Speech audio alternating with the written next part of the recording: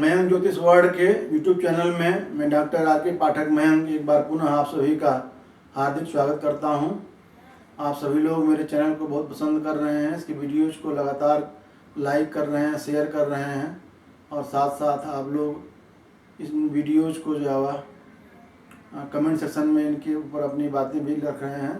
बहुत से लोगों ने पूछा था कि काल सर्प दोष के बारे में बताया जाए, तो मैं आप सबको आज एक महत्वपूर्ण विषय काल सर्प दोष है या काल सर्प योग है क्या है और ये क्यों बनता है कुंडली में और इसका क्या प्रभाव होता है, इसके बारे में आपको विस्तृत जानकारी देने जा रहा हूँ।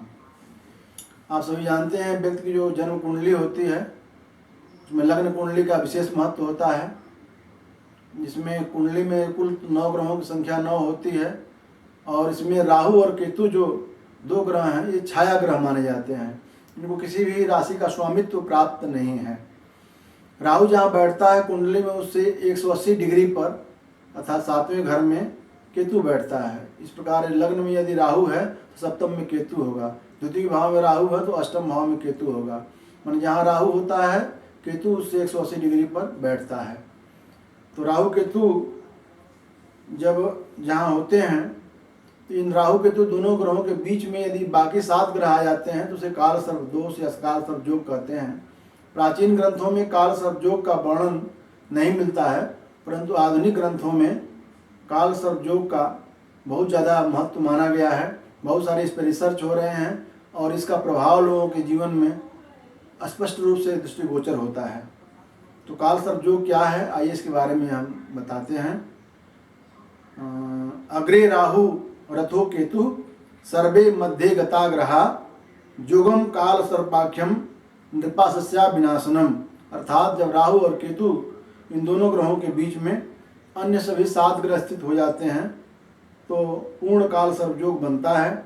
यहाँ ये बात ध्यान देने योग्य है कि राहु और केतु इन दोनों के बीच में बाकी 7 ग्रह होने चाहिए और यदि राहु के साथ कोई ग्रह बैठा हुआ है या केतु के साथ कोई ग्रह बैठा हुआ है और राहु और केतु के अंशों से वे ग्रह अंश में ज़्यादा हैं, यानी राहु अगर 18 डिग्री का है और साथ में मंगल बैठा है, अगर मंगल 25 डिग्री का हो गया या केतु के साथ बृहस्पति है और 27 डिग्री का हो गया, 19 डिग्री का हो गया, अर्थात राहु केतु के दोनों के डिग्री से ज़्यादा अगर किसी अन्य ग्रह की डिग्री हो गई है तो वो उस राहु केतु के परिधि से बाहर निकल जाता है। या ऐसा भी होता है कि राहु केतु के बीच में 6 ग्रह बैठे हों, 1 ग्रह बाहर हो, तो अगर ऐसा होता है तो पूर्ण काल सर्प योग नहीं बनता है, वह आंशिक काल सर्प योग बनता है। तो राहु केतु के अंदर जो बैठने के प्रभाव से ही काल सर्प योग बनता है। राहु केतु दोनों बकरी ग्रह हैं। राहु और केतु डेली 3 पला 11 विपला पीछे चलते हैं, यानी राहु अगर वृश्चिक राशि में है तो फिर वो तुला राशि में जाएगा, वो धनु राशि में नहीं जाएगा। इस प्रकार से 1.5 साल में राहु केतु एक राशि को पार करते हैं। तो जिस राशि में राहु जन्म के समय बैठा हुआ है वो अगले 9 वर्षों में 6 स्थान पार करके केतु वाले स्थान पर पहुंचेगा। अर्थात वो सारे जो 7 ग्रह उसके बीच में हैं उन सब के ऊपर से उसका गोचर हो जाएगा। तो जन्म के बाद यदि 9 वर्षों के अंदर राहु शेष 7 ग्रहों के ऊपर से गोचर कर जाता है तो पूर्ण काल सर्प योग बनता है। और यदि ग्रह विपरीत दिशा में बैठे हुए हैं तो वह अगले 9 वर्षों में उन ग्रहों के ऊपर उसका विचरण नहीं होता है और यह जो है वह काल सर्प योग पूर्ण रूप से नहीं बनता है। राहु को काल सर्प योग का मुख माना गया है और केतु के पूंछ मानी जाती है। यदि राहु और केतु के बीच में 7 ग्रह हैं तो पूर्ण काल सर्प योग बनेगा और यदि केतु से राहु के बीच में है यानी ग्रहों की स्थिति उल्टी बैठी हुई है तो फिर जो है वह यह पूंछ से प्रभावी काल सर्प योग होगा, जिसे काल अमृत योग भी कहते हैं। इसका प्रभाव बहुत ज़्यादा नहीं होता है। राहु की महादशा अंतरदशा में इसका प्रभाव बहुत न्यून देखा गया है, परंतु केतु की महादशा में कुछ प्रभाव जो है वह इस काल अमृत योग का आता है।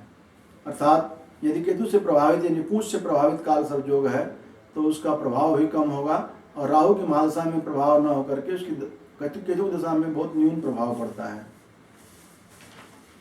काल सर्प योग क्यों इसे कहते हैं इसके बारे में आपको जानकारी देते हैं।